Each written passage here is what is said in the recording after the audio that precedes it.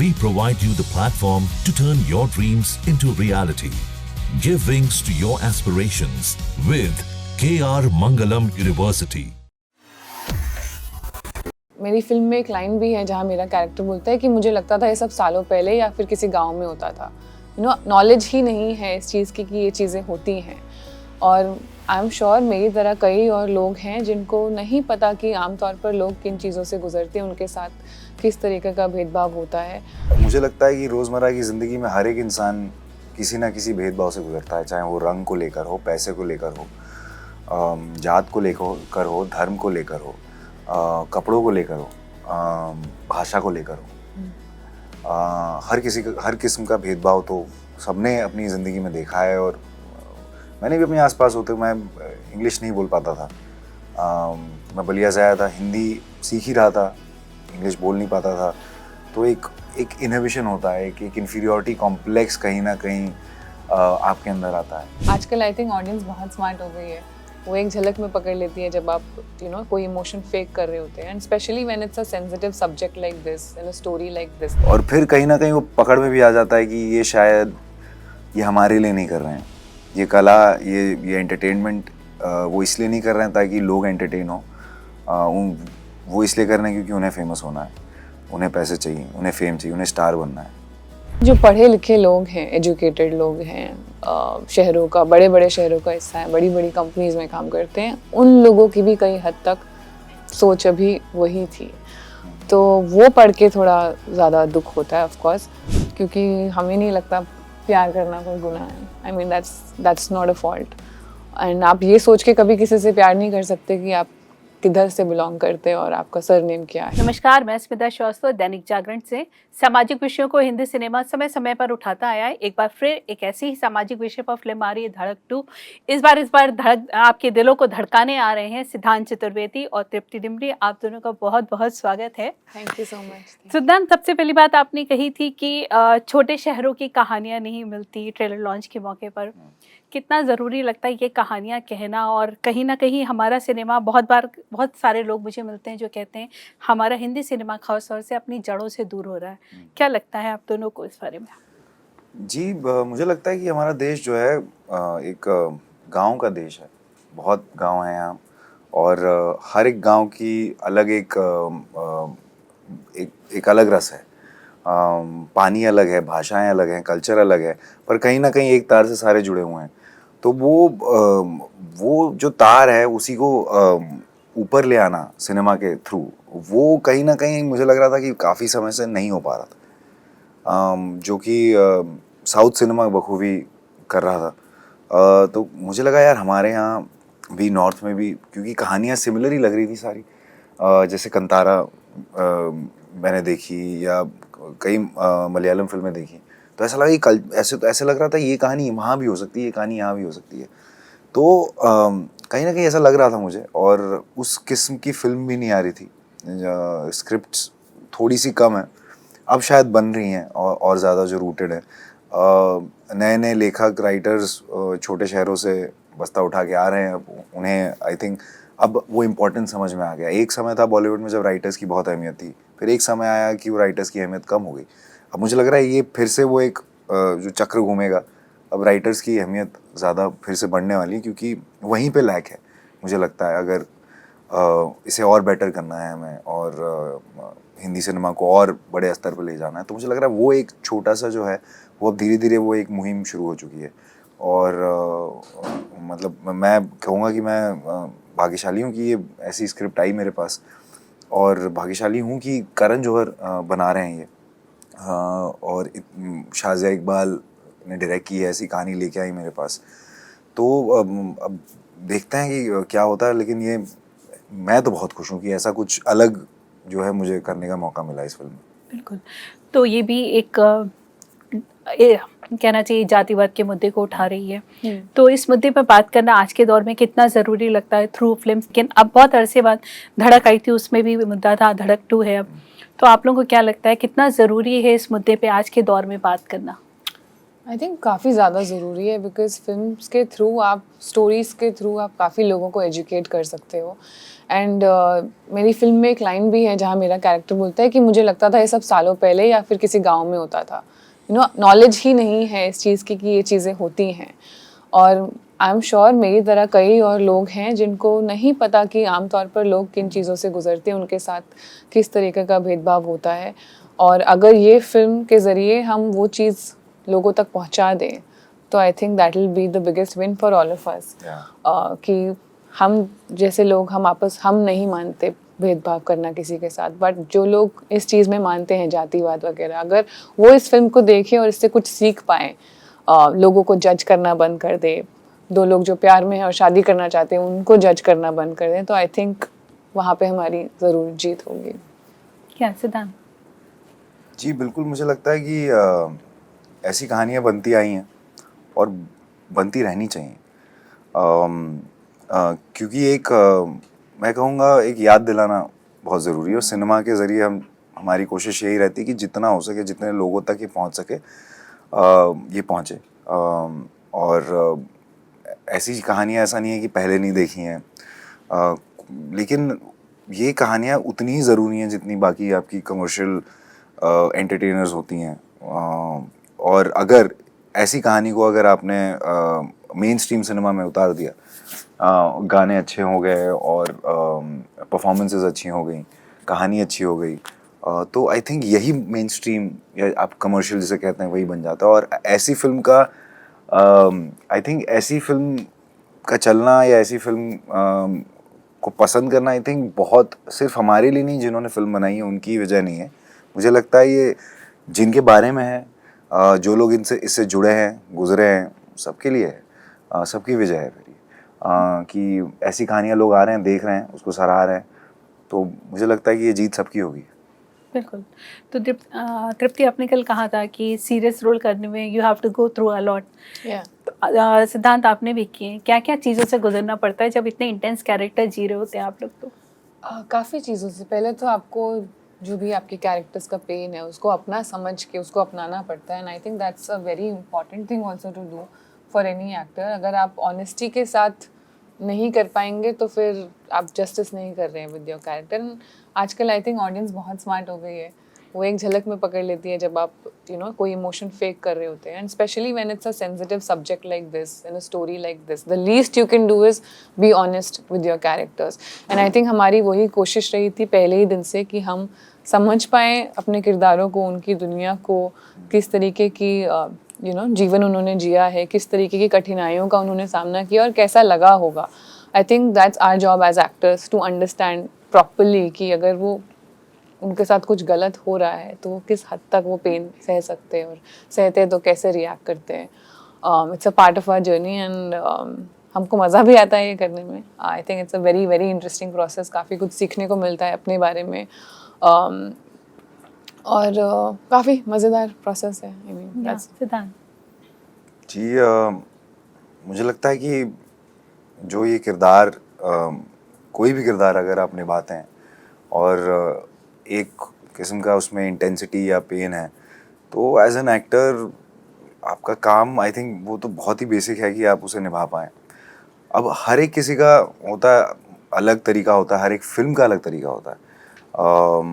कई बार इंटरनलाइज करना होता है, कई बार just on the spot react करना होता है, कई बार शायद डायरेक्टर की सुन के उस चीज़ को उतारना होता है पर्दे पर। तो अलग अलग तरीके होते हैं, ऐसा कोई एक डेफिनेट तरीका नहीं है। और हमारा तो काम ही है कि हम उस चीज़ को अपने अंदर उतारें और पर्दे पे दर्शाएं लोगों के सामने, ताकि जितने जो लोग देख रहे हैं वो कनेक्ट कर पाएँ उस चीज़ से। तो अगर हो जाती है चीज़ तो हमारी सक्सेस वहाँ है, बस उतनी छोटी सी जीत वहाँ होती है हमारी। लेकिन इसका मैं आपको वैसे संक्षेप में कैसे, मतलब अलग अलग मैं कैसे कहूँ, मैंने एक कोई तरीका कभी नहीं अपनाया है। अलग तरीके होते हैं, हर फिल्म का एक सुर अलग होता है, तो उस हिसाब से इस चीज़ को करना पड़ता है, मुझे ऐसा लगता है। पर कैरेक्टर निभाने के लिए कहते हैं ना, कुछ एक्सपीरियंस भी हेल्प करता है। आसपास कभी ऐसा इंजस्टिस देखा, कभी ऐसी चीज़ें देखी जो कहीं सीन में डालने में मददगार रही? आई थिंक आसपास देखी तो नहीं, एंड लकीली टचवुड मैं अपने आप को बहुत लकी मानती हूँ कि मैंने अपने आसपास देखा नहीं, बट सुना बहुत है। और दोस्तों से सुना है, लोगों से सुना है। जब हमको ये फिल्म ऑफ़र हुई थी, शाज़िया और हम बैठ के इस बारे में काफ़ी बातें करते थे। कोई भी न्यूज़ आ जाती थी तो कितनी संक्षेप में हम उसके बारे में बात करते थे कि आज के ज़माने में कैसे हो रहा है। सबसे शॉकिंग हमारे लिए था कि जो पढ़े लिखे लोग हैं, एजुकेटेड लोग हैं, शहरों का, बड़े बड़े शहरों का हिस्सा है, बड़ी बड़ी कंपनीज में काम करते हैं, उन लोगों की भी कई हद तक सोच अभी वही थी। तो वो पढ़ के थोड़ा ज़्यादा दुख होता है ऑफ कोर्स, बट बचपन में थोड़ा बहुत सुना था दोस्तों से कि किसी की शादी हो रही है और फैमिली नहीं गई बिकॉज इंटरकास्ट मैरिज है। बट आई थिंक ये भी होता है कि आफ्टर 5 years और 6 years वो सब एक्सेप्ट कर लेते हैं। बट कई केसेस में ऐसा नहीं होता है, कई केसेस में उसके बहुत ही अलग रिजल्ट निकलता है, and which is not fair to the boy और द गर्ल, क्योंकि हमें नहीं लगता प्यार करना कोई गुनाह है। I mean that's not a fault. And आप ये सोच के कभी किसी से प्यार नहीं कर सकते कि आप किधर से बिलोंग करते हैं और आपका सरनेम क्या है और आप कितना कमाते हैं। I think then that is not love, that is just one समझौता you are doing with someone. बिल्कुल। सिद्धांत जी, जीवन अगर देखा जाए इससे पहले का जो जीवन था बॉलीवुड में आने से पहले, तो उसमें तो मुझे लगता है कि रोज़मर्रा की ज़िंदगी में हर एक इंसान किसी ना किसी भेदभाव से गुजरता है, चाहे वो रंग को लेकर हो, पैसे को लेकर हो, जात को लेकर हो, धर्म को लेकर हो, कपड़ों को लेकर हो, भाषा को लेकर हो। हर किस्म का भेदभाव तो सबने अपनी ज़िंदगी में देखा है। और मैंने भी अपने आसपास होते, मैं इंग्लिश नहीं बोल पाता था, मैं बलिया से आया था, हिंदी सीख ही रहा था, इंग्लिश बोल नहीं पाता था। तो एक इनहिबिशन होता है, एक इन्फीरियॉरिटी कॉम्प्लेक्स कहीं ना कहीं आपके अंदर आता है कि यार मैं शायद इंग्लिश नहीं बोल पा रहा हूँ तो कैसे आगे ज़िंदगी में आगे कैसे बढ़ूँगा। फिर बाद में समझ में आया कि ऐसा नहीं है, हमारा देश भी जो है मतलब अलग अलग, ज़रूरी नहीं है कि इंग्लिश आना ज़रूरी है, भाषाएं सारी आनी ज़रूरी हैं, लेकिन ये जो अलग अलग किस्म का भेदभाव तो हमने सबने कहीं ना कहीं देखा हुआ है। तो उसी चीज़ों में से, उसी छोटे छोटे जो इंस्टेंसेस हैं उनको लेकर थोड़ा यहाँ डालने की कोशिश, कैसा महसूस हुआ था उस समय, उसे सोचकर या किसी के साथ होते हुए देखा हो, ये सारी चीज़ें देखी हैं मैंने, और गांव में भी देखी हैं, शहरों में भी देखी हैं, बड़े घरों में भी देखी हैं, छोटे घरों में भी देखी हैं, सब जगह देखी हैं। तो ये हर जगह है मुझे लगता है। तो ऐसा नहीं है जो बहुत दूर है हमसे और हम ऐसा कुछ दिखा रहे हैं, आसपास ही है सब। आप कई बार सोच देंगे, देख लेंगे तो आपको सब हमारी ज़िंदगी का हिस्सा बन गया है। लेकिन आई थिंक वही खूबसूरती है हमारे देश की, इतनी सारी जो अलग अलग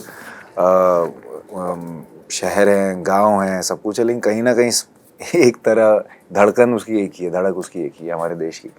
तो ऐसी कहानियाँ जब आती हैं तो ऐसा लगता है कि एक याद दिलाया जाता है कि यार ठीक है, ये आप देखिए, इसे महसूस करिए, इससे कुछ अगर आपको सीखने को मिल रहा हो तो सीखिए, और डरिए मत, लड़िए।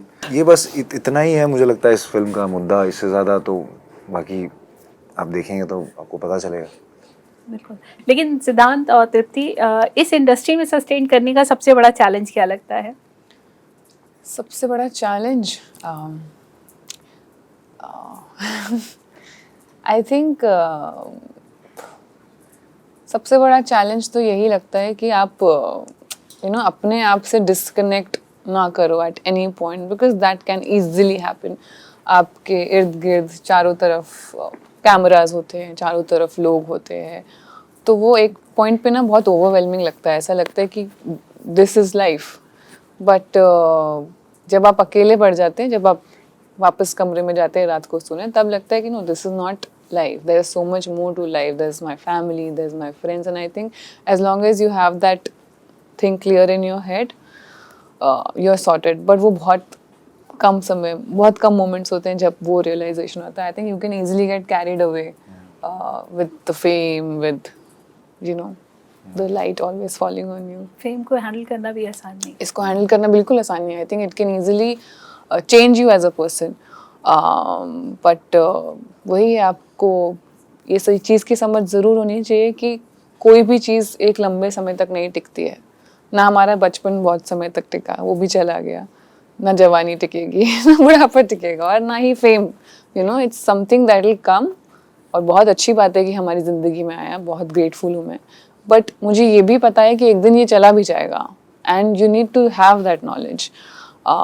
उस समय पे फिर आपको ये ज़रूर होना चाहिए कि आपको अपने साथ रहने की आदत होनी चाहिए। आपको पता होना चाहिए आपकी रूट्स क्या है, आपको पता होना चाहिए आप एज अ पर्सन कैसे हो। And I think that awareness is very important. सिद्धांत, चैलेंजिंग अगर मैं कहूँ तो सबसे बड़ा इस इंडस्ट्री में सस्टेन करने के लिए आई थिंक रीडिस्कवरी, अपने आप को फिर से डिस्कवर करते रहना हर प्रोजेक्ट के साथ।